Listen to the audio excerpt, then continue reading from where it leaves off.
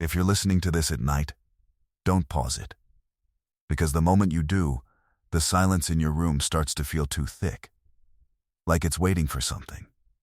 Like it's been holding its breath. My name doesn't matter anymore.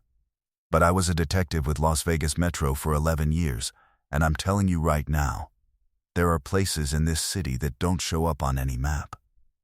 Not because they're hidden, because they're not supposed to exist. Before I tell you what happened, do me a favor. If you like true slow burn horror stories that feel real enough to leave a mark, hit subscribe right now, because this one doesn't end clean. And while you're here, tell me in the comments where you're watching from. What city? What country? What time of night? Because when I say this story followed me, I mean it in the most literal way possible. Now listen closely. There was a motel off Boulder Highway, the kind that survives on desperation and bad decisions, the kind of place you drive past and swear you'd never end up in. A buzzing neon sign, a cracked parking lot, curtains that never fully close.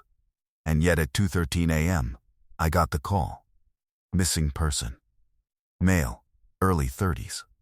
Last known location, inside that motel. Not outside it. Not near it. Not last seen walking away. Inside. Dispatch didn't treat it like anything special. Just another case. Another late-night report from someone half-panicked, half-drunk, half-certain nobody would believe them. But the caller kept repeating one sentence until the operator stopped asking questions. He said, "My brother went into a room that isn't there." The operator tried to clarify.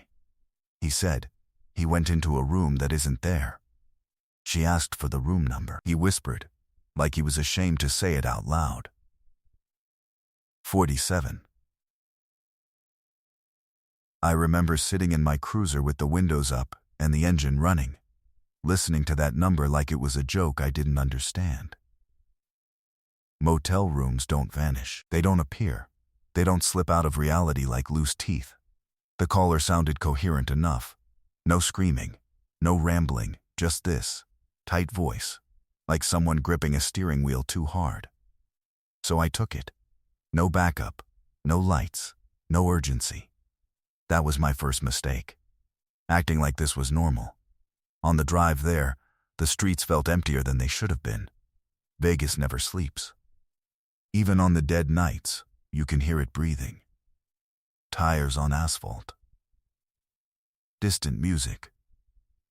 The hum of life behind tinted glass. But that night, it felt like the city had stepped out for a cigarette and forgot to come back. I pulled into the motel lot and parked under a light that flickered like it was deciding whether or not I deserved to be seen. The neon sign buzzed above me, and for a moment I thought it spelled something else entirely. Not the motel name, just a word I couldn't hold in my mind long enough to read. I walked toward the office with my hand on my belt, more out of habit than fear. The glass door was smudged with fingerprints and old grime. The inside smelled like dust and lemon cleaner, and something underneath that I didn't want to name.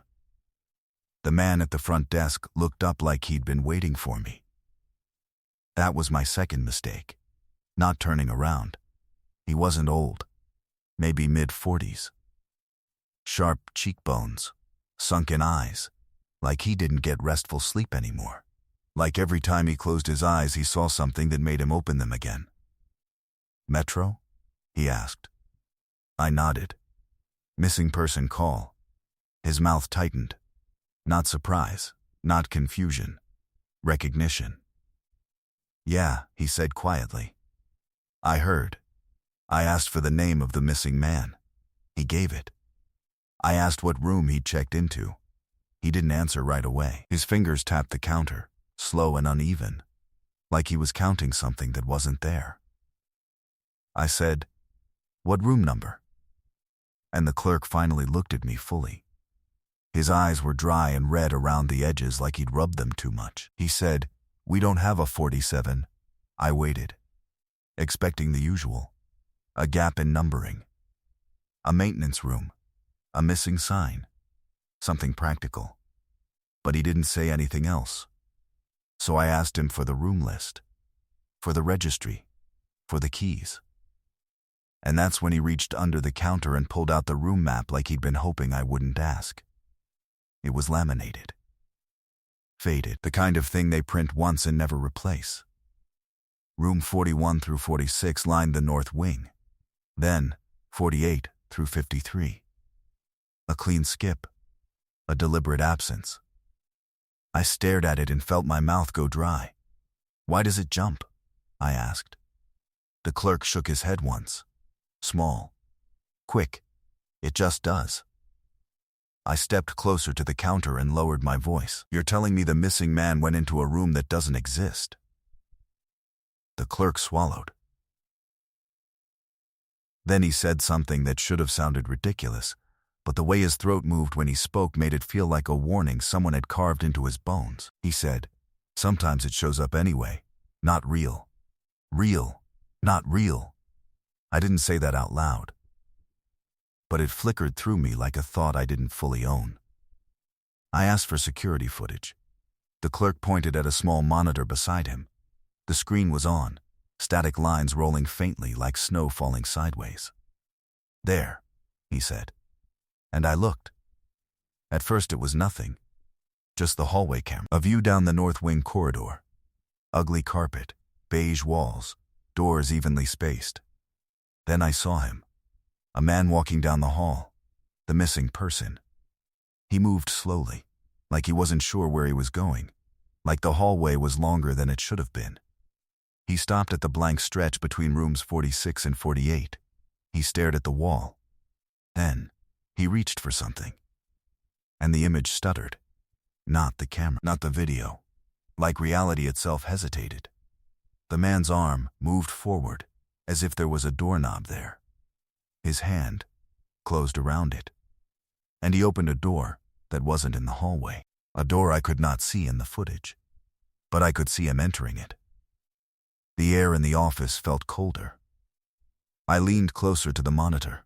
Is this edited? I asked. The clerk's laugh came out wrong.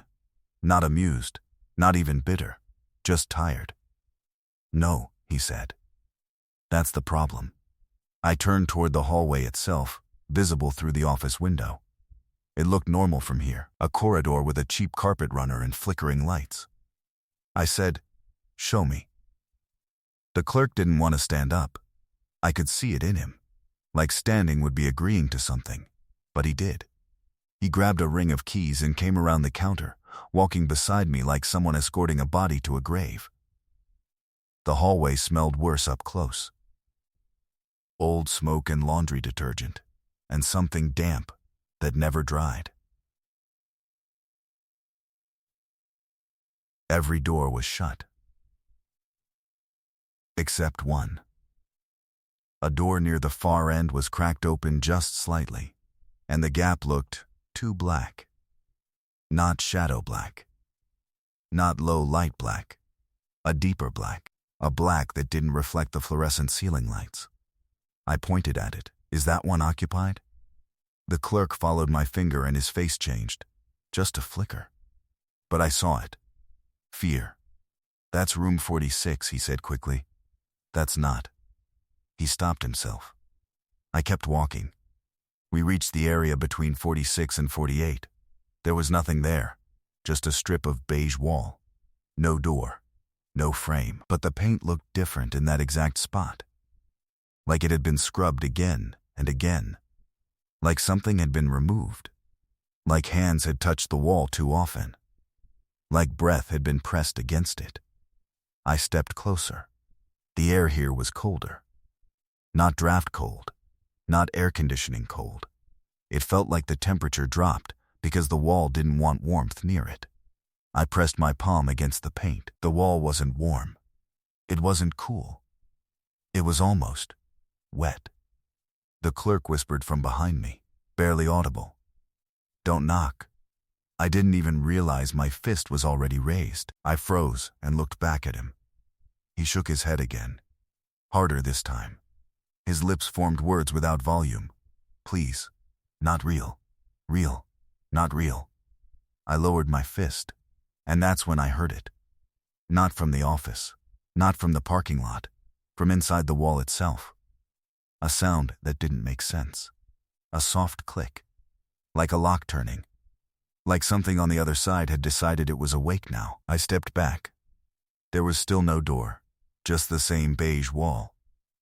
But now, a thin shadow line ran from top to bottom, almost invisible at first. Then clearer. Then unmistakable. Like a seam. Like a boundary. I blinked once, hard, trying to clear my eyes. And when I opened them again, there was a doorknob. Brown, tarnished, slightly tilted. A door had formed around it, like it had been there the whole time and my brain had simply refused to process it. My throat tightened, and my heart began to beat with slow, heavy certainty.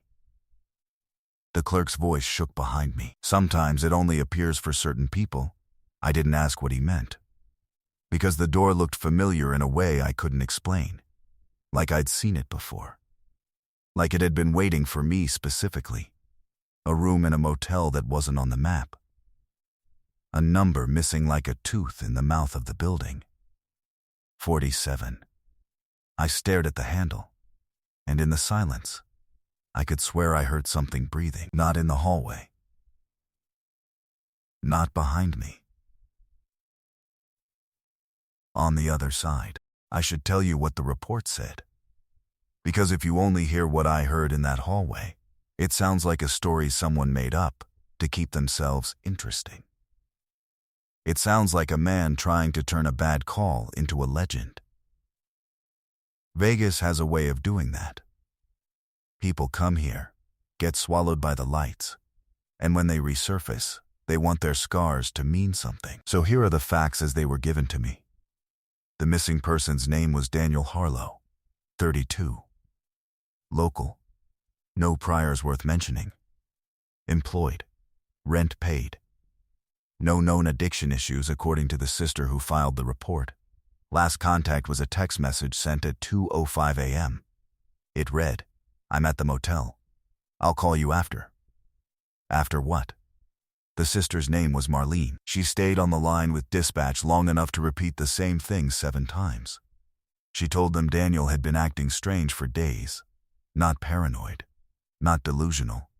Just distracted, like he was listening to someone behind her words. And the last thing he'd said to her in person was, "If I find it, I'll finally know." When dispatch asked what he meant by it, she said, "I don't know." He wouldn't say. He just kept rubbing his thumb over his knuckles, like he was trying to erase something. She told the operator he'd been asking about a room. Not a room to rent. Not a room someone stayed in. A room that wasn't there. Not real. Real. Not real. I didn't know the phrase then. Not consciously. But my mind kept stepping in the same 3 footprints, like it was rehearsing them without permission.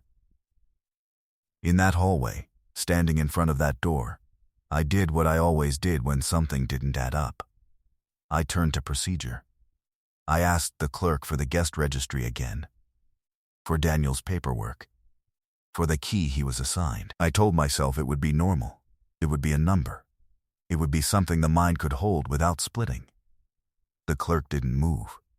He stared at the knob of the door like it was staring back. I said his name louder.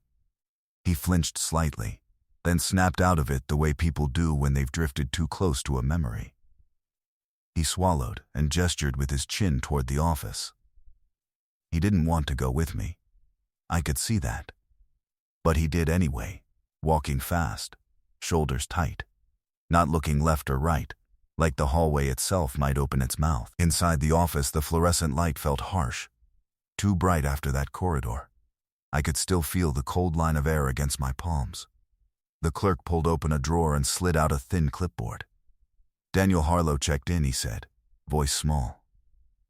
Room 48. He said it quickly, like if he said it fast enough it would be true. I looked at the registry. Daniel Harlow. Date. Time. Payment. Room 48. I tapped the paper with my finger. So why did he go to 47? The clerk didn't answer immediately. Then he said, "He asked about it when he came in." "What did he say?" The clerk stared at the corner of the desk. Not at me. "He said he'd stayed here before." I frowned. "He's local. People don't stay at places like this unless they're hiding." The clerk's throat bobbed. "He said he stayed here when he was a kid." I waited. The clerk kept staring down. I said, "And then?" "And then, he asked me if the room was still there." "What room?" The clerk's jaw tightened. His eyes closed for a second like he was bracing himself. 47. I felt something move behind my ribs. Not fear. Not exactly. More like recognition, without the memory attached. Like seeing your own handwriting in a place you don't remember writing. I reached for the security footage again. The monitor was still showing the hallway. The frozen frame looked normal. Doors. Carpet. Light buzzing in a way you could almost imagine hearing. I pointed at the blank stretch between 46 and 48. "That's where he opened it." The clerk nodded once. I said, "How many times has this happened?" He let out a soft sound. It might have been a laugh if it wasn't hollow. "Not many," he said. I watched his hands. His fingers were still tapping, slow and uneven, like counting. "Not many," he repeated, softer. "Not a lot of people notice it." "Notice what?" "The gap," he said. "They see the numbers, and they don't think. They just go to the room they're assigned. They don't count the doors. They don't count the windows. They don't look too hard." I leaned forward on the counter. "And the people who do?" The clerk finally looked at me, and his eyes had that tired shine of someone who's been believed too little and scared too long. "They ask about 47, he said. "Or they don't ask. They just stand in that spot like something is calling them by name." I stared at him. "Why haven't you reported this?" He blinked, slow. "To who?" he said quietly. That question landed heavy. Because it wasn't defiance. It was defeat. I opened my notebook anyway, because routine was my armor. "Give me Daniel's ID, I said. "His license number." "His vehicle?" The clerk slid his photocopied ID across the counter. I checked it, wrote the details down, then asked for any phone number on file. The clerk pointed to a contact number listed under emergency. Marlene, the sister. I stared at that for a moment. He'd checked in and already expected something might go wrong. Or maybe he'd been told to do it. Maybe the motel's online booking form required it. But the details still scratched at me. I asked, "Did he seem under the influence?" The clerk shook his head. He was sober. Angry. No. Scared. The clerk hesitated. Then he said, "He was, sure." I stood there with my pen hovering. Sure, not drunk confidence, not bravado. Sure the way someone is sure of gravity. I pocketed the photocopy and stepped away from the desk. "All right," I said. "We're going to locate him." The clerk's eyes widened slightly. "You're going in," he said. It wasn't phrased as a question, more like he was realizing that's what I'd come here to do. "I'm a detective," I said. "That's the job." The clerk's mouth twitched. "That's what the last one said." My pen stopped. "The last one," I repeated. The clerk's eyes dropped again. I waited. The way you wait in an interview room when someone's deciding whether to talk. He whispered, "Not Metro." I didn't like that. I said, "What do you mean, not Metro?" He rubbed his palms on his pants as if trying to dry something invisible. "It was years ago," he said. "Different name. Different owner. Same building." This contradicted what my eyes saw. The motel looked old, but not ancient. But Vegas history is layered. Buildings get renovated, repainted, reborn. "And what happened to him?" I asked. The clerk's voice was thin. "He came to the desk," he said, "after a guest called about noises. Came down the hallway with a key, just like you're about to. He stood where you stood." I could feel that hallway cold on my palms again. "He opened it," the clerk said. "And?" And he didn't come back out. I stared at him. Are you telling me a man vanished inside your building? The clerk didn't react to my tone. He just nodded. And you kept working here, I said. He swallowed. It doesn't happen often, he repeated, like it was an excuse that had been practiced. Most of the time it's just little things. Someone says they heard a phone ring in an empty room. Someone wakes up and swears the door number changed overnight. Someone checks out early and won't say why. Little things. Not real.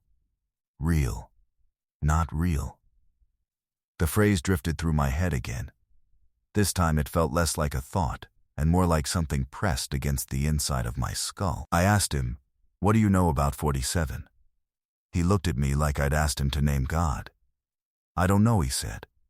"I just know what it does. And what does it do?" He hesitated. Then he said, "It makes people remember things wrong." I laughed once. Sharp. More to cut the tension than because it was funny. "Like trauma," I said. "Like false memory." He shook his head quickly. "No, not like that. Like it edits the memory. It makes it feel borrowed. Like you're remembering something that happened to someone else, but it's wearing your life like a coat." The words felt too poetic for a motel clerk. Or maybe fear makes people poetic. Maybe fear forces you to get creative, because plain language can't hold it. I forced myself to breathe evenly. "Show me the hallway again," I said. The clerk didn't argue. He just followed me out, staying a step behind like he didn't want to be mistaken for a guide. We walked back down the corridor. The fluorescent lights hummed. The carpet swallowed our footsteps. Every door was shut now, even the one that had been cracked earlier. We stopped between 46 and 48. The door was there. Brown. Flat. Slightly scuffed near the bottom, as if someone had dragged luggage across it many times. Except there was no room number plaque. No peephole. Just a knob, and above it, a faint shadow on the paint where something had been removed. I leaned closer. The wood grain looked wrong. Not fake. Not plastic. Wrong like it didn't match the rest of the doors. Like it came from another building. Another era. I reached for the knob again, but paused. The clerk whispered, "Don't say the number out loud." I looked back. "What?" He didn't meet my eyes. "Don't," he said. "It listens." For a second I almost told him to stop. Stop talking like that. Stop making it worse. Stop feeding the idea. Then the doorknob turned slightly. Not fully. Just enough to show movement. And my blood cooled. I hadn't touched it. The clerk backed up a step, like the hallway had pushed him. I stared at the knob. Not real. Real.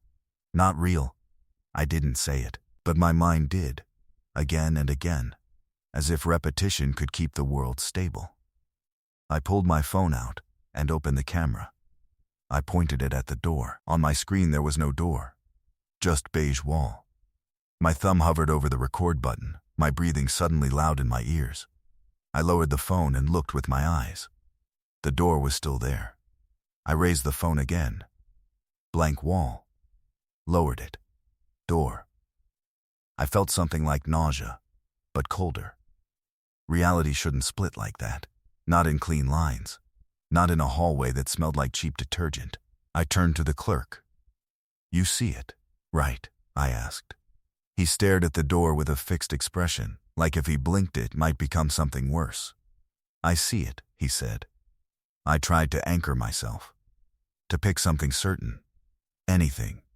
My badge felt solid on my chest. My belt was heavy. My gun was real weight. My radio was clipped to my shoulder. I raised the radio and pressed the talk button. "Dispatch," I said. "Unit 12 on scene at the motel. I have visual confirmation of the subject entering an unlisted room. Requesting backup and supervisor." The radio hissed. Then a voice came through. Not dispatch. Not anyone I recognized. Just a low, calm voice that sounded like it was speaking from a room with no echo. It said, "You're late." My finger went numb on the button. I tried again. Dispatch, do you copy? Static. Then my own voice came back through the speaker, delayed by half a second, like an imitation. Dispatch, do you copy? I stared at the radio like it had betrayed me. The clerk whispered, "It does that." I turned slowly toward him. He looked like he wanted to run but couldn't remember where the exit was. I swallowed and said, "All right." I took my hand off the radio. I reached into my pocket and pulled out my flashlight. I didn't turn it on yet. I leaned close to the door. The air around it smelled different than the rest of the hallway. Not mildew, not smoke. Something like old paper, like the inside of a book that's been closed too long. I raised my fist, then stopped. The clerk's earlier warning replayed. "Don't knock." I let my fist drop. And in the silence between breaths, something on the other side of the door whispered my name. Not shouted, not snarled. Said gently, like it had known it for a long time. The way it said my name wasn't threatening. That's what scared me most. If it had been angry, I could have treated it like a person. If it had been loud, I could have treated it like a trap. If it had been cruel, I could have treated it like an enemy. But it wasn't any of those. It said my name the way a friend says it when you've been gone too long, the way someone says it when they've been waiting with the lights off. I stood there with my hand on the flashlight, trying to decide whether that voice had come from behind the door or from inside my own skull. The clerk had backed up so far he was nearly pressed against the opposite wall. His shoulders were hunched, like he'd learned the hallway had teeth. I turned toward him. "You heard that," I said. He didn't answer right away. Then he nodded once, like a man admitting something he couldn't afford to admit. "I heard it," he whispered. My mouth felt dry enough to crack. "Did it say anything else?" I asked. The clerk swallowed. "Sometimes it does." Sometimes. That word made my stomach drop. I looked back at the door. Brown wood, slight scuff marks, a knob that looked too old for a motel like this, a door without a number. The space between 46 and 48. Not real, not real. I pressed my palm flat against the wood. It wasn't cold anymore. It was warm. Not warmth from the hallway air. Warmth like skin. I jerked my hand back as if I'd touched something alive. The clerk made a noise in his throat, small and miserable. I said, "I'm going in." He didn't protest. Didn't argue. Didn't even try. He just stared at me with an expression that felt like pity. Like he already knew what kind of man comes back out of that door. I took a breath, forced it slow. Then I reached for the handle. The knob turned easily, too easily. No resistance. No latch. No click. The door opened like it had been waiting in the exact position to let me through, and the air that came out of it didn't smell like a motel room. It smelled like a hospital hallway late at night. That sterile, overclean scent, mixed with something damp underneath, like wet carpet that never fully dries. I clicked the flashlight on and aimed it inside. The beam cut through darkness. But it didn't feel like darkness. It felt like a room that was pretending to be dark. A shape of a room, holding itself very still. I stepped across the threshold, and the second my boot hit the carpet, the hallway behind me went quiet in a way I didn't know a place could go quiet. The buzzing fluorescent lights vanished. The distant hum of an ice machine vanished. Even my own breathing sounded wrong, like the room was swallowing it before it could echo. I turned slightly to look back. The clerk was still in the hallway. His face looked stretched, like he was seeing me from very far away. I took one step deeper. And the door shut behind me. No slam. No click. Just shut. The silence pressed in. I stared at the door for a moment, hand on the knob considering reopening it immediately. But my hand wouldn't move. Not because I was frozen in fear, because the doorknob was gone. I blinked hard and looked again. The door was still there, but there was no knob, no handle, no latch, just flat wood. like it had always been that way. Not real. Real. Not real. My flashlight beam shook slightly. I forced my voice to come out steady. "Daniel Harlow," I called. My words didn't travel normally. They sounded muffled, like I was speaking through fabric. No answer. I swept the beam across the room. It looked like a motel room. It wanted to look like a motel room. Bed. Lamp. A small table. A dresser with a TV on top. But everything about it was just slightly wrong. The bed was too tall, like it had been lifted on blocks. The sheets were tucked too tightly, like someone had made the bed for inspection, not sleep. The lampshade was narrow, pinched inward like it was trying to hide the bulb. And the TV screen wasn't off. It was on. But it wasn't showing static. It was showing me. I froze. The TV displayed the same room I was standing in. The angle was wrong, like a camera mounted high in the corner. I could see the bed, the dresser, the wall. And in the center of the screen was a man holding a flashlight. My stance, my shoulders, the shape of my head. But the man on the TV was facing the opposite direction, facing the door, facing where I had entered, like he was watching someone come in. Watching me. I turned my head slowly, trying to align myself with what the screen showed. But the angle never matched. It was always half a second behind me, like a delayed reflection, like a memory being played back slightly too late. I stepped toward the TV. The image sharpened briefly, and I saw something behind the version of me on screen. A shape near the bed, low, close to the floor, like someone crouched there. The flashlight beam in my hand swung toward the bed in real life. Nothing. Just the bed frame and a dark gap beneath it. I swung back to the TV. The crouched shape was still there.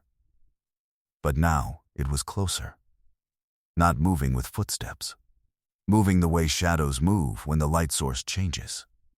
Except the light source hadn't changed. My flashlight beam stayed steady. My heart beat heavy and slow, like it had decided panic would be wasted. I said, "Who's there?" The room did not answer. The TV did. A sound came from the speakers. Not words, just a breath. A soft inhale, held a moment too long, then exhaled in a way that sounded almost pleased. I took another step toward the dresser. The carpet under my boots felt damp, not soaked, but old wet, like the moisture had been trapped for years. My flashlight beam drifted down toward the floor. There were footprints in the carpet, not mine. Their footprints, small to medium-sized. And they looked fresh, pressed into the fibers like someone had walked here seconds ago. But the marks didn't lead anywhere.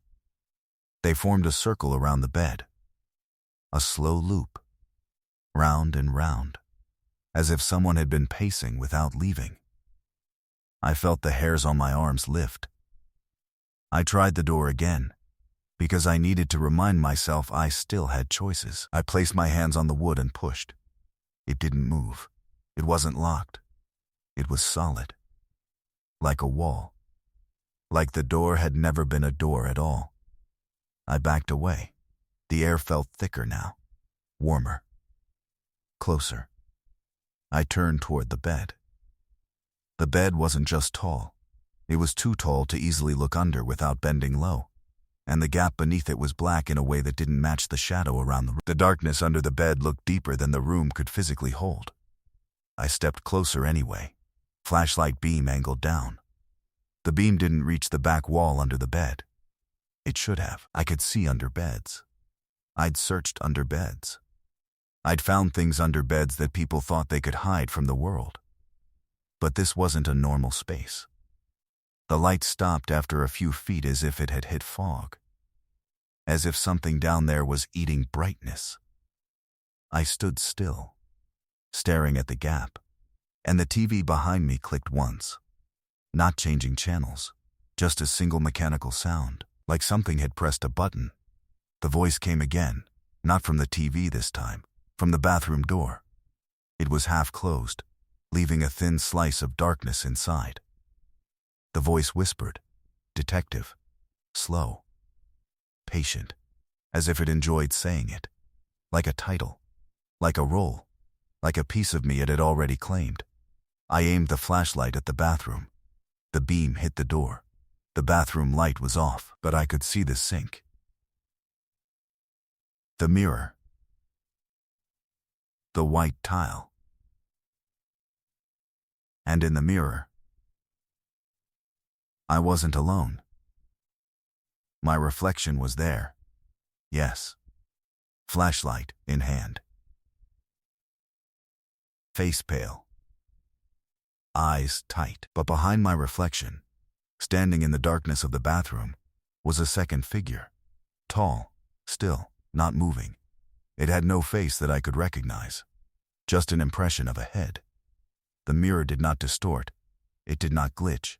It showed it clearly, standing behind me like it belonged there. My body reacted before my mind could form the thought. I spun around and aimed the light into the bathroom. Nothing. Empty tile. Empty shower curtain. Empty air. I turned back to the mirror. The figure was still there. Closer now.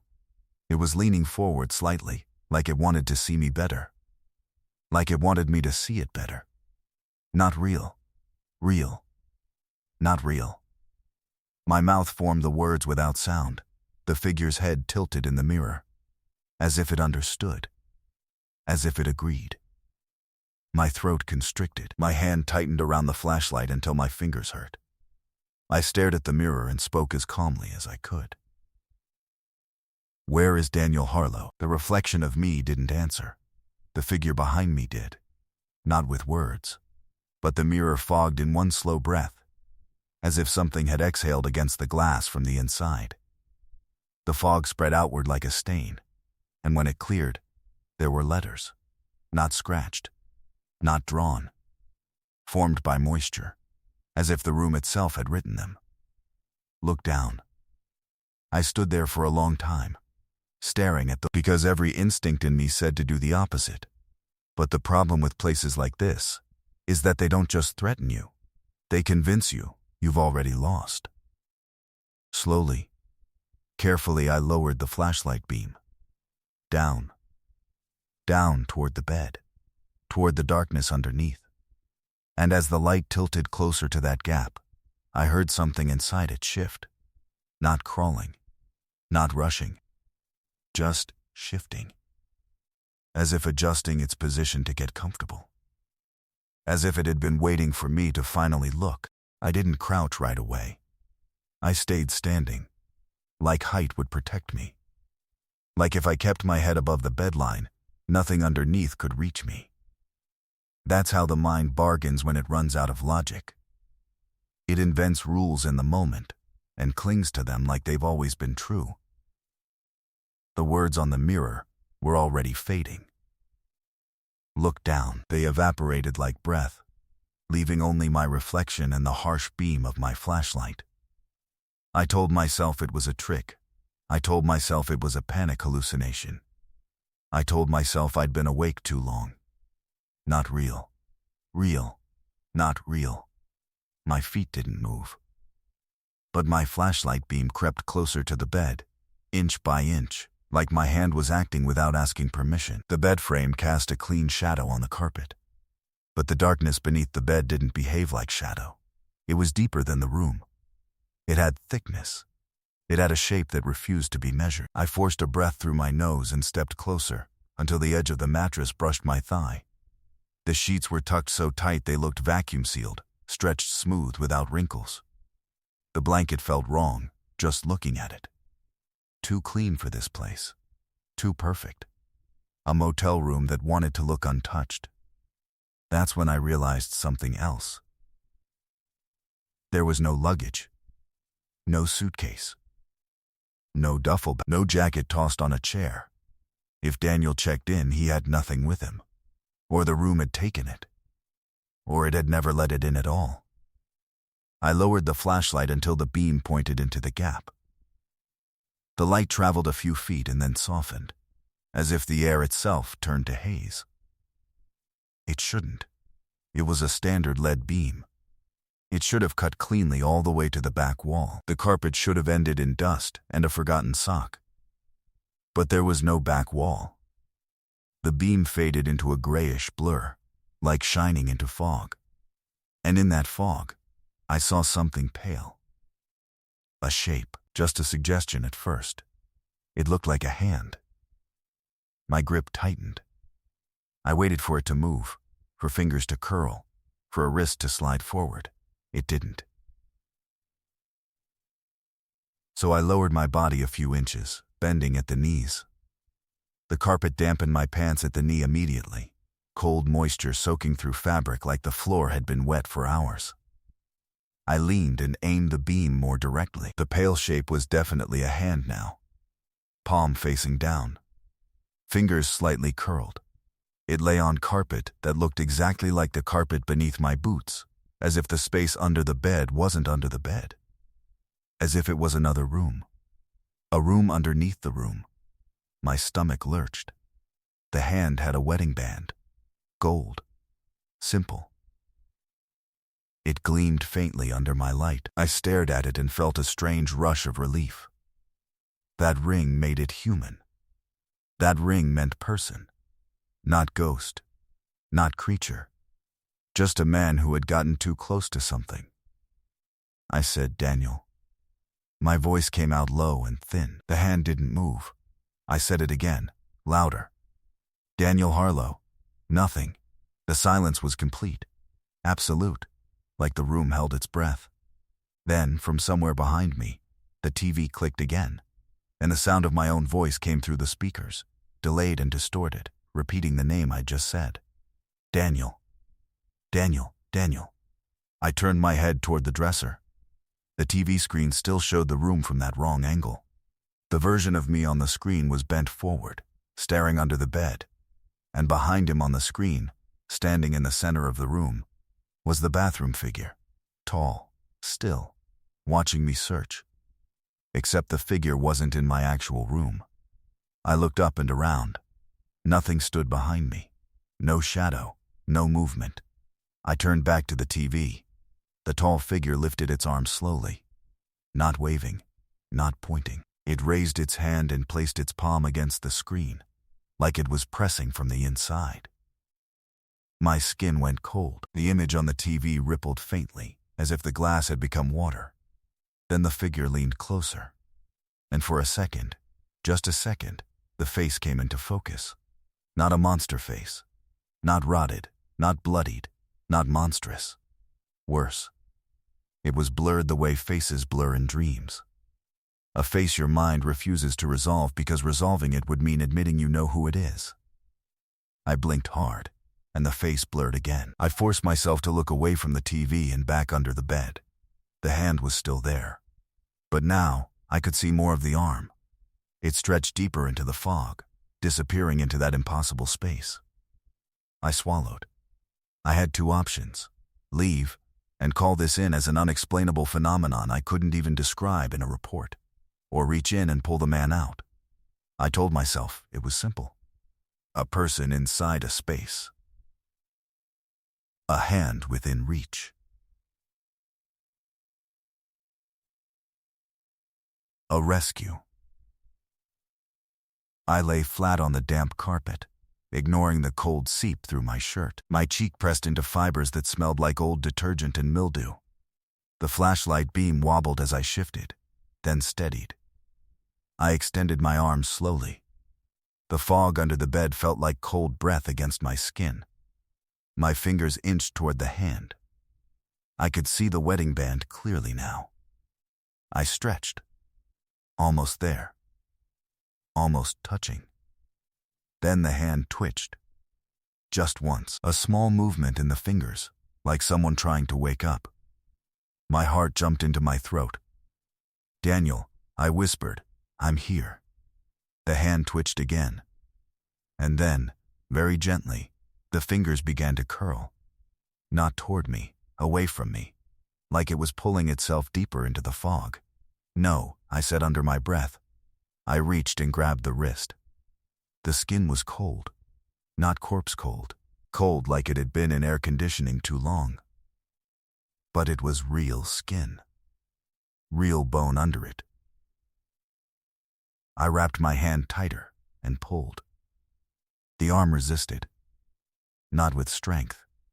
With weight, the way a sleeping body resists being moved, because the world feels too far away. I pulled again. The hand slid forward a few inches. And as it did, the fog shifted. For the first time, my flashlight beam reached farther. And what it illuminated wasn't a back wall. It was a hallway. A different hallway. The carpet matched the motel carpet perfectly. The beige walls matched. The lighting matched. But it was longer than it should have been.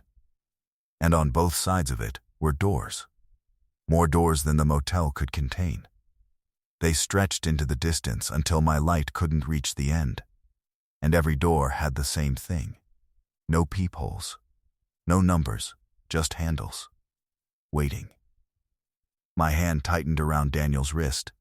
The fingers flexed faintly, and then I felt it. A tug. Not Daniel trying to pull away, something else pulling him from the far end. Something using him like a rope. I braced my boots against the bed frame and pulled harder. The arm slid toward me. I saw a shoulder now. Then the side of a neck. Then hair. Dark, matted down like he'd been sweating or pressing his head against carpet. But as more of him came into the light, the proportions looked wrong. His arm was too long, not grotesque, just subtly stretched, like it had been pulled. His shoulder joint seemed slightly misplaced, like it sat too far forward. I pulled again, and his head emerged. His face was turned away, cheek pressed to the carpet beneath the bed. I couldn't see his eyes. I said, "Daniel, can you hear me?" His lips moved. No sound came out. I shifted my grip, careful not to hurt him, and pulled with one final effort. Daniel's upper body slid out from under the bed. His chest rose and fell in shallow breaths. His eyes were open, but not focused, like he was looking at something a mile past my face. I grabbed his shoulder gently and rolled him, so I could see him properly. And that's when I understood why the room felt wrong. Daniel looked older, not just exhausted, older. His hairline receded slightly, his face thinner, more lined. A few days' worth of stubble, but the skin around his eyes carried something deeper. Months. Years. He stared at me like he knew me, but couldn't figure out from where. Then his lips formed words again, slow. "Did it let you?" I leaned close. "Daniel, you're safe," I whispered, though I didn't believe. He blinked once. Twice. And his eyes finally focused. They locked onto mine. And a sudden, sharp terror surged through his expression. Not fear of me. Fear of what I represented. Fear that I'd come too close. He grabbed my wrist with a grip that was surprisingly strong for how weak he looked. His fingers dug into my skin. His voice came out as a raspy whisper, barely enough to hear. "Don't." I said, "What happened to you?" He shook his head once, a tiny motion, like even moving too much might attract attention. He whispered, "Not real. Real, not real." My blood ran cold. He said it like he'd been repeating it for a long time, like it was a prayer. Like it was the only thing that kept his mind from breaking apart. I stared at him. "How long were you under there?" I asked. Daniel's eyes flicked toward the gap beneath the bed. His pupils widened. And he whispered something that made my throat tighten so hard I almost gagged. He said, "I wasn't under the bed." I held my breath. "What do you mean?" Daniel swallowed, and the sound of it was loud in the silent room. He whispered, "That's a hallway." My gaze drifted to the darkness under the bed again. The fog was thicker now, like it was closing. Daniel's grip on my wrist tightened again. "Don't look," he whispered. "It looks back." I didn't want to turn my head, but I did. Slowly. The flashlight beam still pointed into the gap. And in the fog, I saw a face. Not a full face. Just enough. An outline of a forehead, a cheekbone. A mouth, and it wasn't coming closer. It was already right there, at the edge of the bed frame, just inside the darkness, as if it had been watching the whole time, waiting for me to notice. Not real. Real. Not real.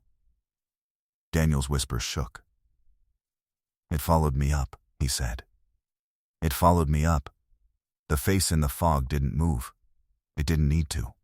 The room felt like it tilted, like the air shifted its weight. And then, very softly, the door behind me made a sound. Not opening. Not closing. Just breathing. I turned my head toward where the door should have been, and for the first time since entering, I saw something written on it. Not carved. Not painted. Pressed into the wood like letters forming under heat. Welcome back. Welcome back. The words weren't scratched in. They weren't drawn. They looked like they had risen out of the wood itself, like the door had sweated them into existence. I stared at the message for a long time, trying to convince myself I was imagining it. Then I blinked, and the letters were still there. Not real. Real. Not real. Daniel's fingers were still clamped around my wrist. His grip trembled, but it didn't loosen. He kept looking past me, toward the space under the bed, like the darkness might spill out if he stopped watching it. What does that mean? I whispered. Daniel's mouth moved as if he had to force each word through something thick. It thinks, he said. You've been here before. I swallowed. I haven't. Daniel's eyes snapped to mine. He didn't look confused. He didn't look skeptical. He looked sorry. Yes, he whispered. You have. The room felt like it leaned closer to hear that. I pulled my flashlight beam away from the under-bed gap, sweeping it toward the corners, trying to reclaim the room as a physical space. If I could see all of it, maybe it would stop changing. The walls looked normal. Beige paint, slight stains, cheap framed art that looked like a desert sunset, printed too many times.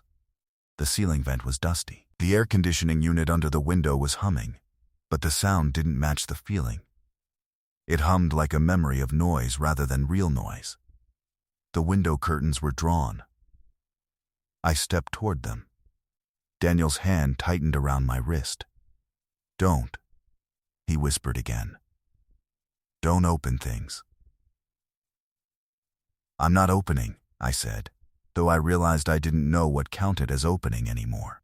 I reached for the edge of the curtain anyway, pinched it between my fingers, and pulled it aside. There should have been glass behind it. There should have been a parking lot in neon and the faint, distant glow of Vegas. There was no glass. There was no outside. There was just more room.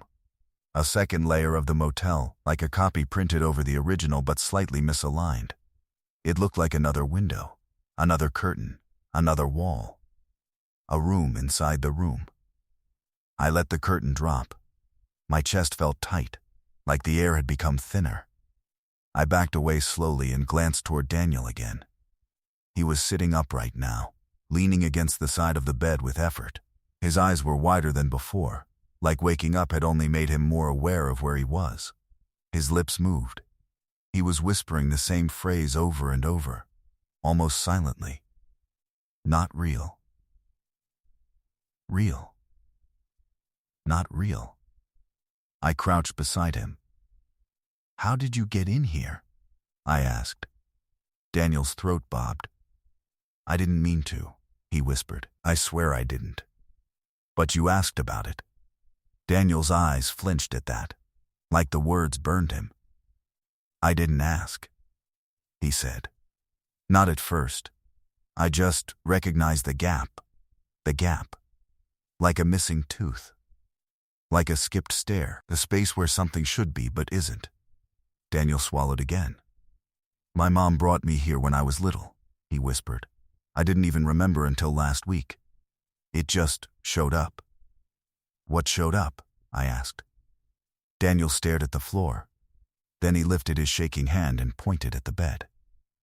Not at the mattress, at the space beneath it. That, he said, I fought the urge to look.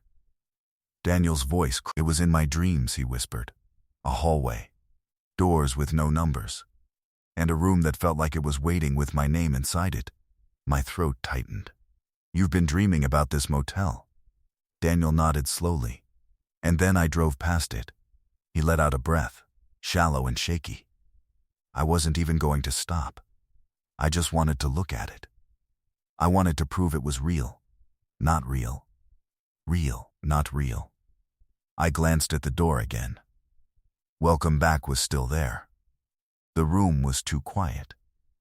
It didn't even sound like a room. It sounded like being underwater. I pressed my radio again, hoping it might have changed. Hoping the moment had reset. Hoping the world would behave. Dispatch, I said. I have the missing subject located. I need assistance. Immediate. The speaker hissed. Then came a voice. Not dispatch. Not even the calm voice from earlier. This was my own voice again, repeating what I'd said but flatter. I have the missing subject located. Then a pause, then a different voice, faint and far away, like it was coming from the bottom of a well. Which subject? I froze. Daniel's eyes snapped toward the radio. He whispered, "Don't talk to it." "It's a radio," I said, but my voice didn't carry conviction. Daniel shook his head quickly. It's not. It's not anything in here. It just uses whatever you bring." My radio crackled again. "Which subject?" the voice repeated, closer now. Then, in a tone that almost sounded curious. "Detective? Are you sure you're the one searching?" My hand went numb around the radio. Daniel's fingers dug into my sleeve. "Stop," he whispered. "Please." I forced myself to click the radio off. The room went even quieter. Silence inside silence. I stood slowly, keeping my eyes off the underbed gap. "We're leaving," I told Daniel. "We're going back out. You'll get checked out at the hospital. We'll figure out what happened." Daniel's face tightened. He looked like a man being told the sun is harmless. "It won't let us," he whispered. I stepped toward the door. The message "Welcome Back" began to soften, as if it was sinking back into the wood. I reached out. The surface felt warm again. I ran my fingers over where the knob should have been. Nothing. Just smooth wood. I pressed harder, searching for a seam, a latch, any clue this was still a door. Daniel's voice behind me was shaking. "It does that," he whispered. "It closes you in until you stop thinking of leaving." I kept pressing. Then, "We don't stop thinking," I said. I stepped back and kicked the door once. The impact traveled up my leg like hitting concrete. No movement. No sound of hollow wood. Just solid resistance. I kicked again, harder. Still nothing. The door didn't even flex. Daniel shifted, pulling himself further from the bed with effort. His eyes kept darting toward the underbed gap, like he felt something there responding to my kicks. And then I saw it. At first I didn't realize what I was looking at. The carpet beneath the door was rippling, not like wind, like something moving under it. A slow bulge rolling toward my feet. I stepped back quickly. The bulge stopped. Then the carpet flattened again, smooth, innocent. I stared. Daniel whispered, "It hears you." My mouth was dry. "You're telling me this room is alive?" Daniel's laugh came out broken and small. "No," he whispered. "It's worse than that." I turned toward him. "Then what is it?" Daniel's eyes filled with the kind of terror that isn't loud. The kind that makes people speak softly because they're afraid the world will punish them for speaking at all. "It's a place that shouldn't exist," he whispered. "A leftover. A mistake. A mistake." That word sat wrong in my mind, because mistakes are usually harmless. This didn't feel harmless. This felt intentional, like something pretending to be an accident. Daniel wiped his lips with the back of his hand, shaking. "I didn't go under the bed," he said. "It came to me." I stared at him. "What do you mean?" He looked at me like he hated saying it.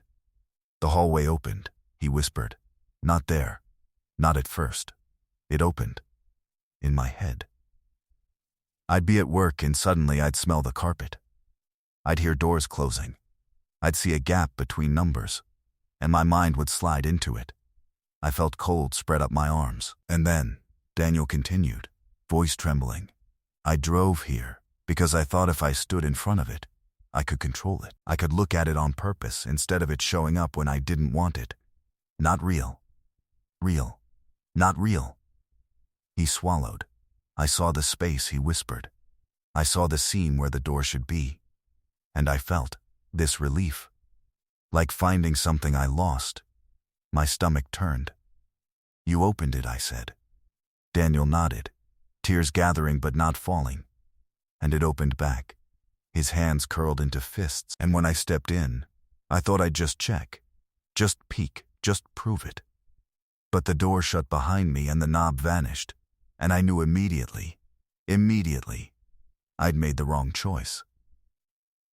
I glanced at the bed again, despite myself. The fog under it was still there, but it seemed thinner now, as if the room wanted me to see more of it. Daniel followed my gaze and shook his head violently. Don't, he whispered. Don't let it teach you. Teach. That word settled into my chest like a stone. I forced my eyes away. How did you get out? I asked. How did you come back up? Daniel's lips trembled. I didn't, he whispered. I stared. What? His eyes were glassy now, but sharp with meaning. He pointed at himself, at his own chest. I'm not all here, he said. Not the way you think. The room felt colder. Daniel whispered, I don't know if I came out, or if it just gave you a piece of me. The air tightened. My skin prickled. I tried to keep my voice even. You're sitting here, I said. You're breathing. You're talking. Daniel shook his head slowly. Yeah, he whispered. But I feel it. He pointed under the bed. I feel the rest of me down there, he said. I feel it walking the hallway. I feel it touching doors. I feel it knocking from the inside. My heart thudded once. Heavy. The room wasn't just hiding him. It was dividing him. Making him two things. A person upstairs. A person down there. And if it could do that to him, it could do it to anyone. It could do it to me. I swallowed hard and forced myself to think like a detective again. Okay, I said. Okay. We're going to solve this like a normal case. Daniel stared at me like I was insane. I ignored it. First, I said, we find a way out of this room. I walked to the dresser and yanked the top drawer open. Inside was nothing but a thin Motel Bible and a stack of blank note paper. No pens. No spare keys. No plastic cups. Just paper. I flipped the Bible open. The pages were thin and yellowing. I expected a name or a phone number scribbled inside the cover. Instead, the inside cover was filled with handwriting. Not one person's handwriting. Many, layered over each other like desperate graffiti. Names, dates, and the same phrase repeated in different pen strokes. Some neat, some frantic, some pressed so hard it tore the paper. Don't say the number. Don't say the number. Don't say the number. My throat tightened. Daniel's whisper behind me was barely audible. It learns you, he said. It learns what you fear. It learns what you trust. I stared at the writing. My eyes caught a date that made no sense. It was my birth year, and under it was a name. My name. Written in ink that looked fresh, as if it had been written moments ago. I stepped back from the dresser. The room felt like it shifted, almost pleased. Not real. Real. Not real. Daniel's voice rose slightly, urgent. It wants you to recognize yourself, he whispered. That's how it gets you to stay. I looked toward the bed. The fog beneath it pulsed faintly, like slow breath. And then, from under the bed, a sound came. Not a growl, not a scream. A gentle knocking. Soft, polite taps. 3. Then a pause. Then 3 again. Like someone asking permission to come out. Daniel pressed his hands over his ears. Don't answer, he whispered. Don't answer. But the knocking continued. 3. Pause. 3. And then, impossibly, I heard something else. A voice. Not the calm one from the radio. Not Daniel's. Mine. Coming from under the bed. Whispering with quiet certainty. Open it. I didn't move. Not at first. Because there are some moments where your body refuses to obey your mind. Your muscles lock, not out of fear exactly, but out of disbelief. As if staying still might keep the universe from noticing you're watching it break its own rules. The knocking under the bed continued. 3 taps. A pause. 3 taps. Soft and polite. Like a neighbor asking to borrow sugar, like a hand knocking on a door that doesn't belong to it. And beneath that rhythm, my voice whispered again from the darkness. Open it. Not shouted, not angry. Certain. Daniel was still sitting on the floor beside the bed, hands pressed over his ears as if the sound could crawl inside him. His lips moved in a constant tremble. Not real. Real. Not real. The phrase barely left his mouth. It wasn't meant for me. It was meant for him. Something to hold on to. I stared at the bed, and it felt like staring at a decision. I could pretend I didn't hear it. I could drag Daniel to the door and keep trying to break through a wall that wanted to be a door. I could do anything except what the room wanted. Except the room didn't feel like it wanted violence. It didn't feel like it wanted me dead. It felt like it wanted me to choose. Slowly, carefully, I stood and took 1 step back. The carpet squished faintly under my boot. That dampness again, like the room kept its own weather. The knocking stopped. For a moment, the silence returned so suddenly it rang in my ears. Then a new sound started. A soft dragging under the bed. Not heavy, not fast. Like someone repositioning themselves, getting comfortable.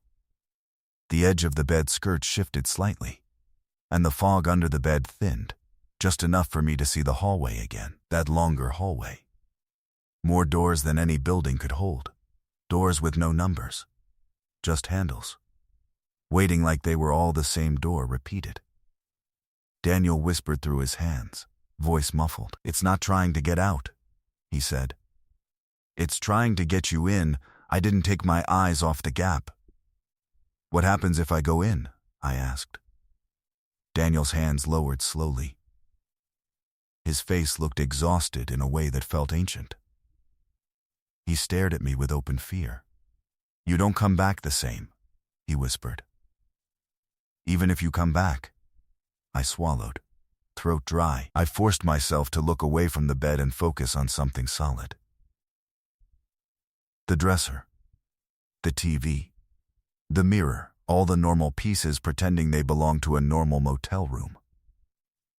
The TV screen was still on, still showing the room from the wrong angle, and on it, I could see myself standing in the center of the room. Except on the screen I wasn't standing. I was kneeling. Reaching under the bed, my hands were disappearing into the fog like I was already halfway gone. I turned toward the real bed. I was still standing. Then I looked back at the TV. The version of me on screen lifted his head slowly and looked straight at the camera. At me, even though his eyes should have been locked on the darkness under the bed. He smiled. It wasn't a wide smile. It wasn't a monstrous grin.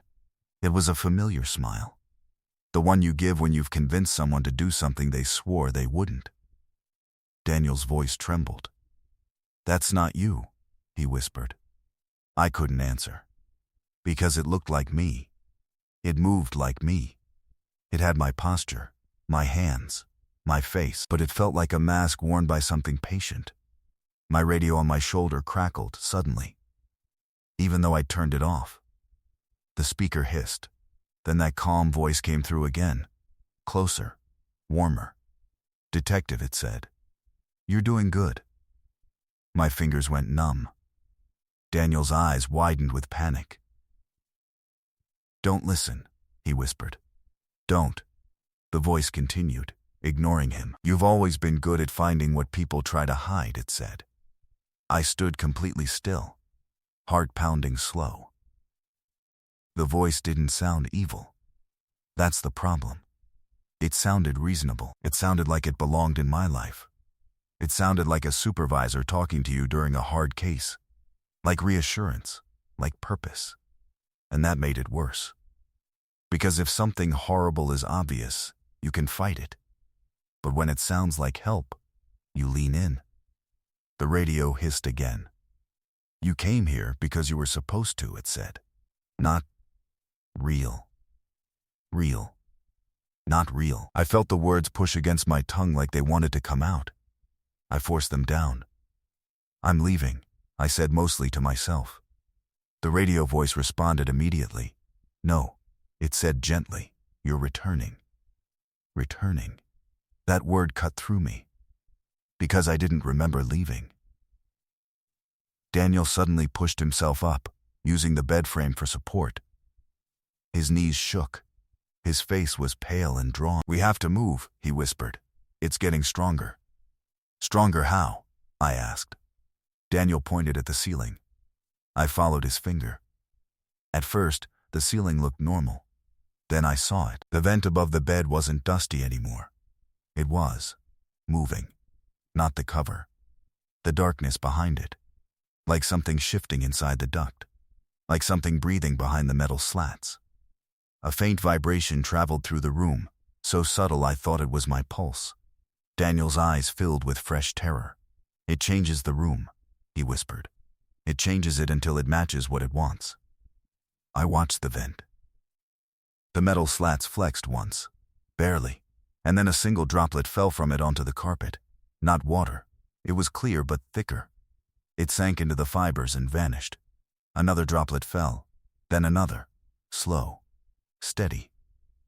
The room was leaking something from above like condensation from a lung. Daniel backed away from the bed. His voice became frantic but still quiet, as if volume would punish him. "It doesn't want you to run," he whispered. "It wants you to choose the right door." "The right door," I repeated. Daniel nodded sharply. "It shows you doors," he said. "It offers exits.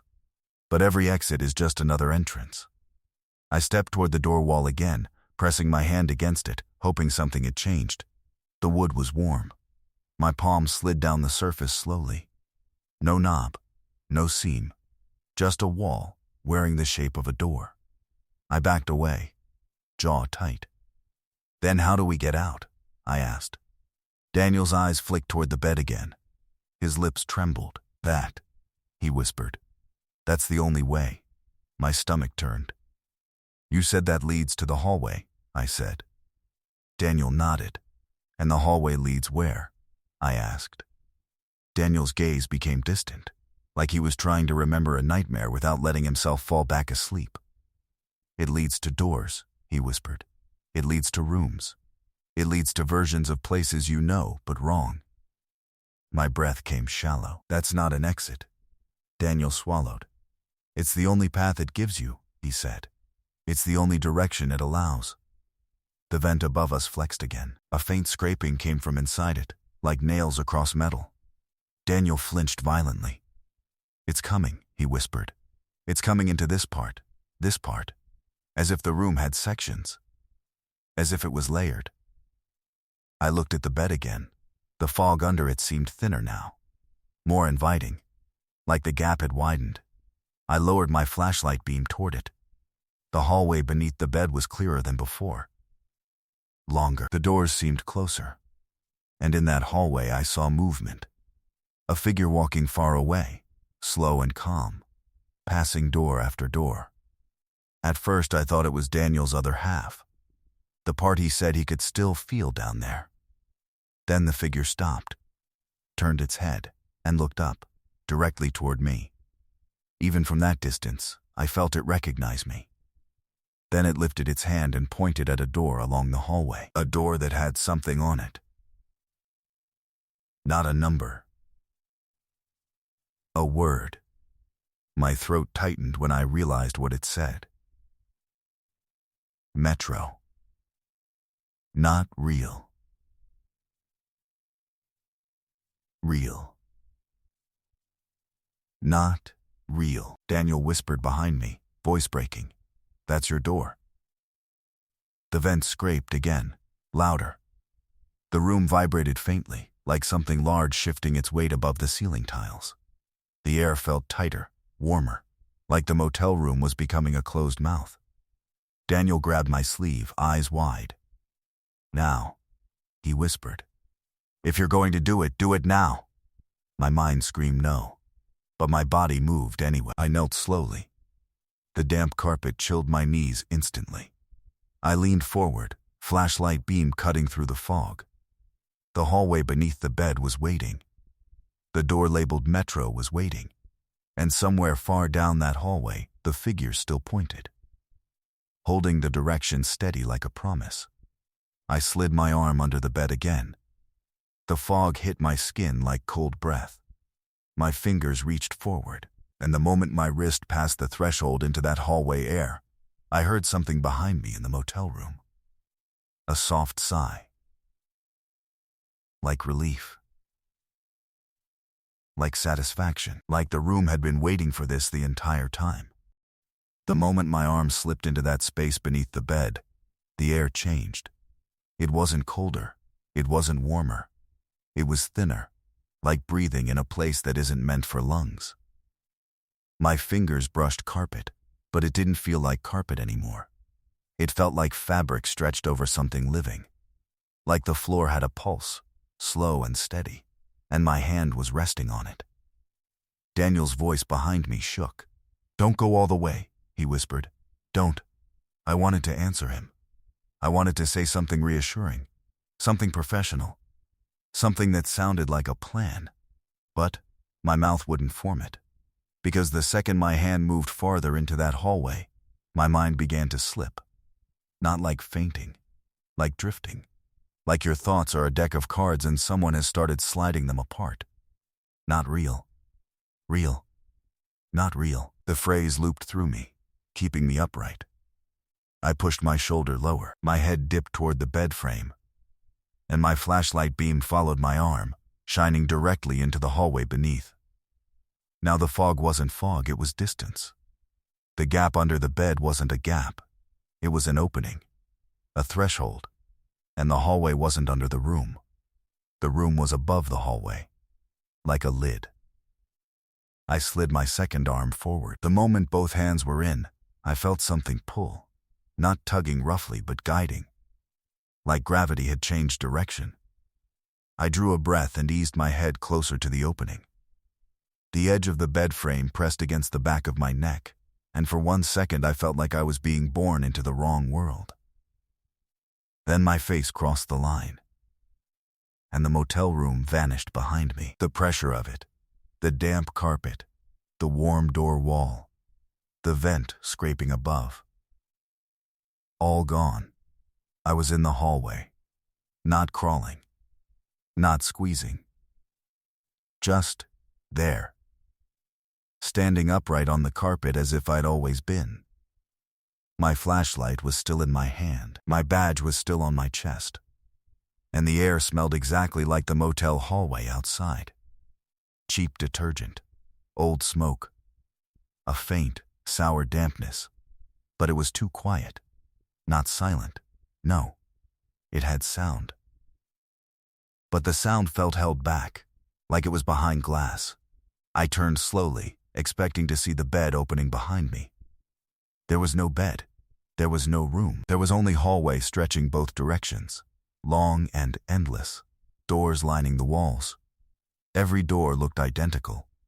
Brown wood, tarnished knob, no peepholes, no numbers. The fluorescent lights above me were spaced evenly, humming faintly, each one flickering just slightly out of sync with the others. I took one step. My boot fell softly on the carpet. The sound didn't echo. There was no sense of depth. Everything felt flattened, like I'd stepped into a photograph of a hallway. Not real. Real. Not real. I kept walking. My flashlight beam traveled ahead of me, and for once it behaved normally, cutting clean through air until it hit doors and walls. No fog. No fading. That almost made it worse. Because it meant this space had rules. It had structure. It had intention. I looked for the door labeled Metro. I expected it to glow, or stand out, or pull at my eyes. Instead, I saw it the way you notice something when it's been waiting for you. It was on the right side, about 20 doors down. The label was not painted or printed. It looked like it had been pressed into the wood, the letters darker than the grain. Metro. I stopped in front of it. My hand hovered near the knob. I didn't want to touch it, but my arm lifted anyway. Not like something forced me, like my body remembered the motion from somewhere I didn't. I placed my palm on the knob. It was warm. The same warmth as the door upstairs. Warm, like skin. I pulled my hand back quickly. My heart pounded slow and heavy. I glanced down the hallway to my left, then to my right. There was no end, just doors, just light, just that hum, the faint buzzing of something electric pretending to be alive. I leaned close to the door labeled Metro. I listened. At first, nothing. Then, very faintly, a radio hiss, static, and behind it, a voice. Not dispatch, not mine, a female voice. Calm, Unit 12, do you copy? My throat tightened. It sounded exactly like dispatch, exactly like the voice I'd heard 1,000 times. It sounded normal enough to make me forget the hallway wasn't. I pressed my ear closer. The voice repeated. Unit 12, do you copy? A pause. Then a second voice spoke underneath it. Quieter, impatient. Open it. The second voice was mine. I stepped back from the door. Not real, real, not real. I repeated it in my head, forcing my thoughts into alignment. I tried another door, just to test. The one next to Metro had no label. I twisted the knob. It opened easily. Inside was another motel room. Same bed, same lamp, same dresser, same curtains. But the room was different. The air smelled like bleach and wet pennies. The sheets were messier, as if someone had been sleeping there, tossing, turning. And in the center of the bed lay a Metro badge, not mine. A different name. A different face in the photo. The badge number ended in 47. I stared at it until my eyes hurt. I backed out and shut the door quickly. My fingers shook as I returned to Metro. This wasn't random. This hallway was organized like a filing system. Rooms sorted by roles, by identities, by versions. Not real. Real. Not real. I looked down again at my own badge. The number was still mine, but the metal felt heavier, as if the badge was becoming an anchor, dragging me toward a version of myself I didn't want. I reached for the Metro knob again, hesitated, then forced myself to turn it. The door opened. Inside was not a motel room. Inside was a corridor, a different kind of corridor. Concrete walls. Fluorescent lights humming with a harsher edge. A faint smell of coffee, old paper, toner ink. And the sound of a building full of people working late. Phones ringing, keyboard taps. The distant murmur of voices. Las Vegas Metro. I stood at the threshold and stared. It was impossible. It looked like a hallway in headquarters, the one that led past records and case files. But the floor was wrong. The tiles were slightly misaligned, like they'd been laid by someone copying memory instead of construction. I stepped in. The door closed behind me without a sound.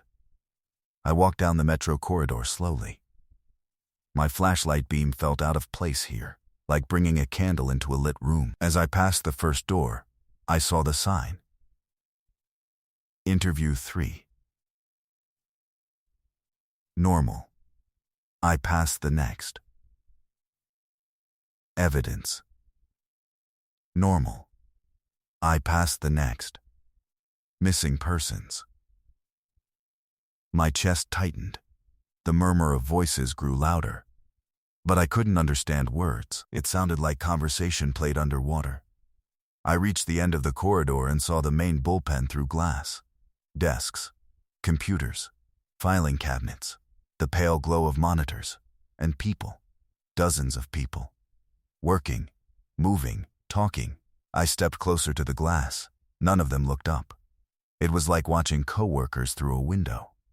Except every single person in that room had my posture, my build, my walk, my shoulders, my face. Not identical clones, no, variations. Some older, some younger, some heavier, some thinner. But all, me. 1,000 versions of me at work, heads down, never looking up, never acknowledging the glass. Not real, not real. My mouth went dry. I pressed my palm against the glass. It was warm again. A pulse under it. Then one of the versions of me stopped typing. Slowly he lifted his head. He looked directly at me. His eyes met mine through the glass. And he smiled. The same smile as the TV screen upstairs. That satisfied smile. He stood from his desk calmly and walked toward the glass. As he moved, every other version of me in the bullpen stopped. One by one, heads lifted. Eyes turned. All of them looked at me. All of them smiled. And then, in perfect unison, they raised their hands and pressed their palms against the glass from the other side. The warmth surged. The glass fogged slightly, like it was breathing. And words appeared in the fog, not written by fingers, formed by moisture. You came back. I stumbled backward, heart thudding. The hallway lights above flickered. The murmur of voices dropped lower, like the sound was being turned down.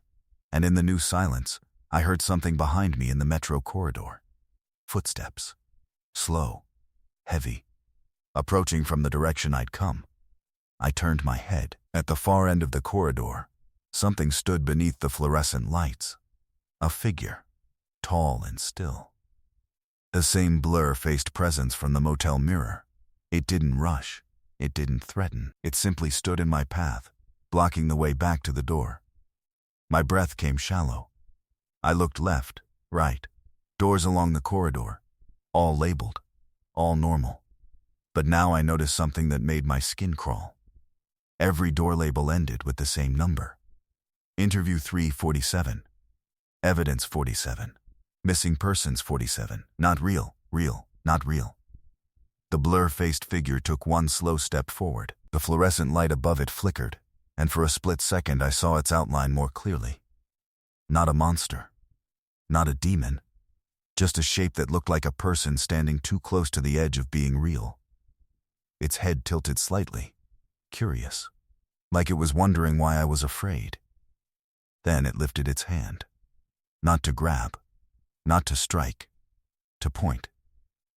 It pointed at the door labeled Missing Persons 47, and as it did, the door handle turned by itself. Slow. Patient. Inviting. Behind me, the glass bullpen filled with my smiling faces, palms pressed to the barrier, waiting. I stood in the center of the corridor, flashlight shaking in my hand, surrounded by the sound of a building that felt like home until it didn't. And somewhere far away, as if echoing from the motel room I'd left behind, I heard Daniel's voice faintly in my memory. Don't open things. But my hand was already moving. The knob under my fingers was warm. Almost familiar. And the door began to open. The door opened like it had been opened 1,000 times before. No creak, no resistance, no change in the air. Just a slow widening, a clean invitation, and the sense that whatever waited inside already knew the shape of my fear. Missing Persons 47. I stood on the threshold with my hand still on the knob, and behind me the bullpen remained frozen in that silent, smiling attention. My faces. My variations. Palms pressed to glass like they were waiting for me to join them on the correct side. Not real. Real. Not real. I tried to keep the phrase steady in my mind, like keeping a coin balanced on the back of your hand. The moment you lose focus, it falls. I stepped in, and the metro corridor behind me vanished. Not like lights shutting off, like a channel changing. One blink and the office air was gone, and I was standing in a different hallway. A motel hallway. The same cheap carpet. The same beige walls. The same fluorescent lights humming slightly out of sync, except now the doors weren't blank. They were numbered. Neat black plaques screwed into the wood. The familiar skip, the familiar gap, and where the gap should have been, there was no empty wall. There was a door, with a plaque. I felt my stomach drop. Because the hallway wasn't just familiar. It was identical to the motel outside. The one I'd entered. The one the clerk was still supposed to be standing in. I turned my head sharply, expecting to see him at the end of the corridor, pale and shaking and watching. There was no clerk, no office door, no lobby, only hallway. Longer than it should have been. Long enough that the end of it disappeared into a slight shimmer, like heat rising off asphalt. I walked toward the door marked 47. Slow, deliberate, like speed would make it worse. My hand hovered in front of the plaque. The number looked clean, freshly screwed in. Like it had always been there. Not real. Real. Not real. I reached out and touched the metal. It was warm, warm like it had been held in someone's palm. I pulled my hand back and listened. At first, nothing. Then a faint sound from behind the door. A soft scratching, almost polite, as if someone was drawing a line with a fingernail. Then a whisper. My name. Not the title this time. Not detective. My actual name, spoken like it had been practiced. I stepped back, breathing shallow. I told myself to walk away. I told myself to find an exit. I turned my body toward the direction I'd come from, and the hallway behind me didn't match anymore. The doors weren't numbered now. The plaques were gone. It was blank wood again. Blank after blank after blank, as if the hallway was erasing itself behind me. I spun back toward 47. The plaque was still there. Solid. Certain. Like a nail hammered into reality. My radio on my shoulder suddenly crackled. I hadn't turned it on. It crackled anyway. For a moment, I heard normal dispatch chatter. A call about a domestic dispute. A unit number acknowledging. A voice laughing faintly in the background like someone had told a joke on duty. Then everything cut out. Silence. And a new voice came through, soft and close. Not from the speaker. From inside my ear. Say the number. My throat tightened. I didn't answer.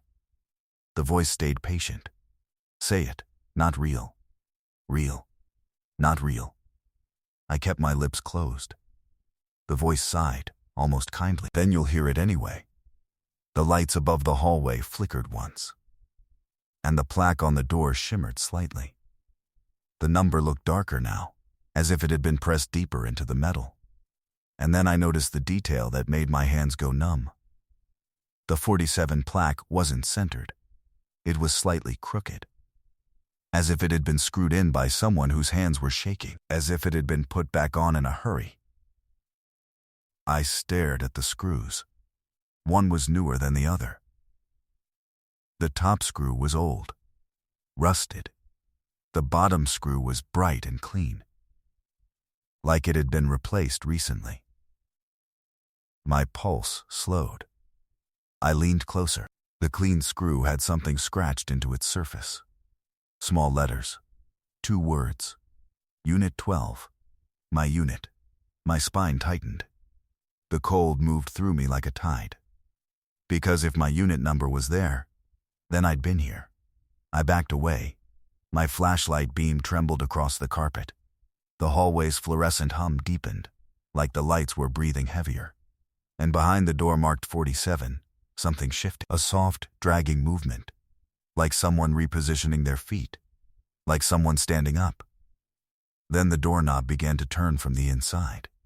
Slow, patient, certain. I raised my flashlight like it would stop anything. The knob turned farther, and the door opened inward a few inches. Darkness filled the crack, not room darkness, that deeper darkness, that lived in darkness. And from inside it something spoke in my voice. I knew you'd come back. My knees went weak. I stumbled backward, eyes locked on that crack in the door. The hallway behind me stretched longer, the end of it smeared into shimmering distance. No office, no lobby, no escape, just doors, just the number, just the choice. Not real, real, not real. I whispered it under my breath, the first time I'd said it out loud. The hallway reacted like it heard me. The lights flickered, the air tightened, and from behind the door my voice chuckled softly. Good, it said. You remembered. The door opened wider, not all the way, just enough for me to see inside. A motel room. Bed too tall. Lamp too narrow. TV glowing with a dim, wrong light.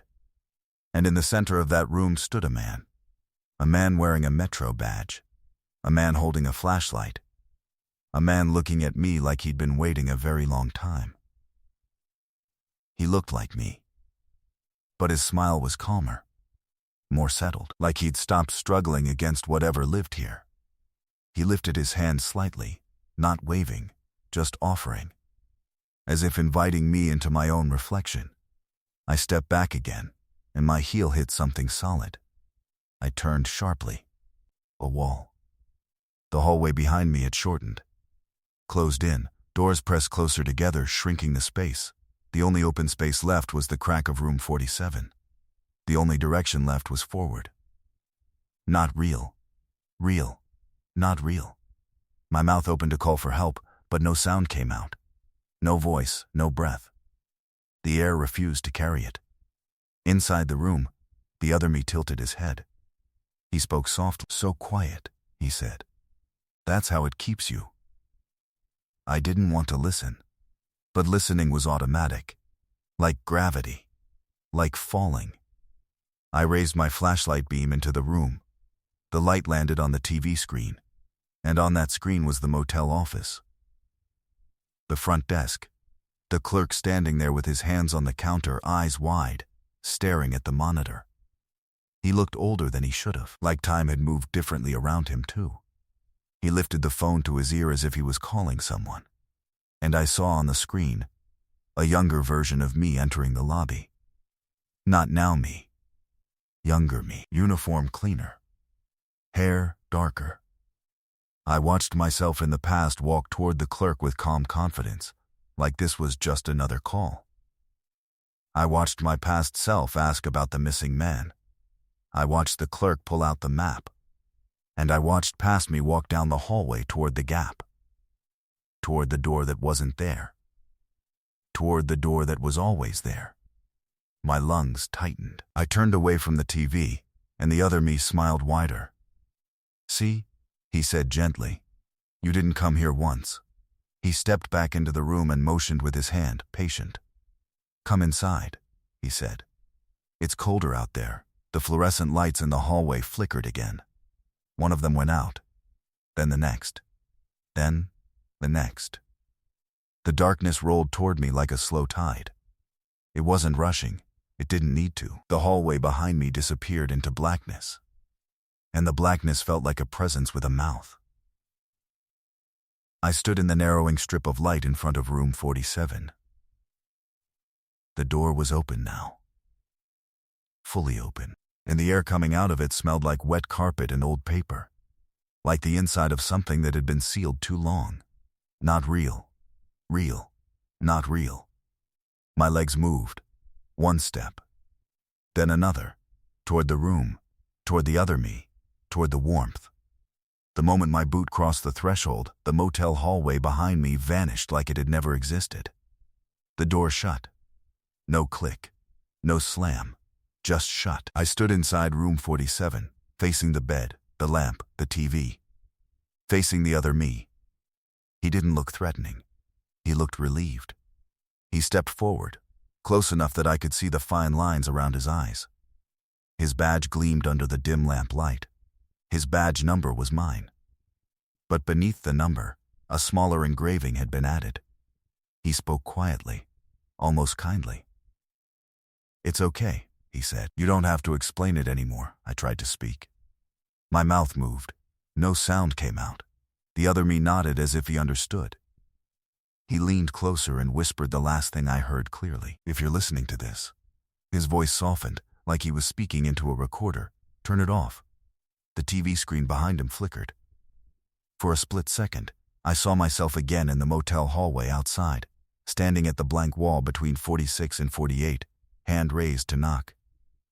Looping. Returning. Always returning. Not real. Real. Not real. My fingers reached for my radio. There was nothing there. My badge felt heavy, like it was sinking into my chest. And the room's silence thickened, pressing against my ears, until even thoughts sounded distant. The last thing I remember is the other me opening the drawer of the dresser and taking out a stack of blank notepaper. He slid one sheet toward me. He placed a pen in my hand, and he pointed gently to the top of the page, like a teacher guiding a student. He mouthed words I could barely read. "Write it down. Write it down before you forget." My hand began to move on its own, pen scratching softly against paper. I didn't feel the words forming. I didn't remember choosing them. But when I glanced down, I saw what I'd written at the top. A title. "The Las Vegas Metro Detective Who Entered a Motel Room That Shouldn't Have Existed." And beneath it, the first line started again. "If you're listening to this at night," I tried to stop. I tried to lift the pen. But my fingers wouldn't release it. And somewhere behind the wall where the door should have been, someone knocked softly. 3 taps. A pause. 3 taps. And then,